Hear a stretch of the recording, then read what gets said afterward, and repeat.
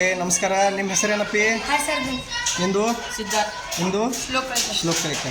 Okay, ಇದು ಯಾತ್ರ ಮಾದರಿ ತಯಾರು ಮಾಡಿರಿ ನೀವು? ಸೌರಮಂಡಲ. ಸೌರ ಅಂದ್ರೆ ಏನ? ಸೂರ್ಯ. Very good. ಸೌರ ಅಂದ್ರೇನ? ಸೂರ್ಯ.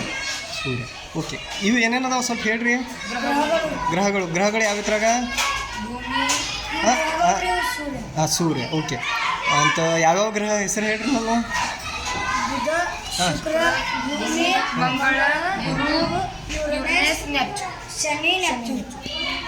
ಬುಧ, ಶುಕ್ರ, ಭೂಮಿ, ಮಂಗಳ, ಗುರು, ಶನಿ, ಯುರೇನಸ್, ನೆಪ್ಚೂನ್.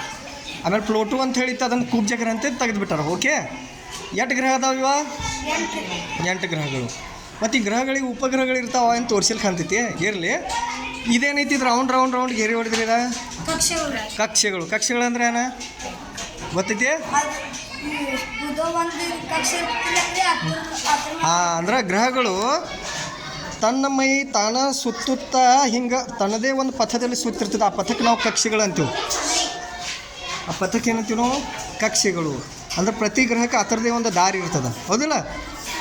ಸರಿ ಐತಿ? ಓಕೆ. ಆಮೇಲೆ ಸೂರ್ಯ ಇಲ್ಲದನು? ಇಲ್ಲ. ಈ ಎಲ್ಲ ಗ್ರಹಗಳಿಗೆ ಬೆಳಕು ಯಾರು ಕೊಡ್ತಾರೋ? ಸೂರ್ಯ. ಆ ಸೂರ್ಯ ಗ್ರಹನೋ ನಕ್ಷತ್ರ? ನಕ್ಷತ್ರ. Very good. Thank you. Okay, thank you. ಬಂದ್ಮಣ್ಣು. ಓಕೆ.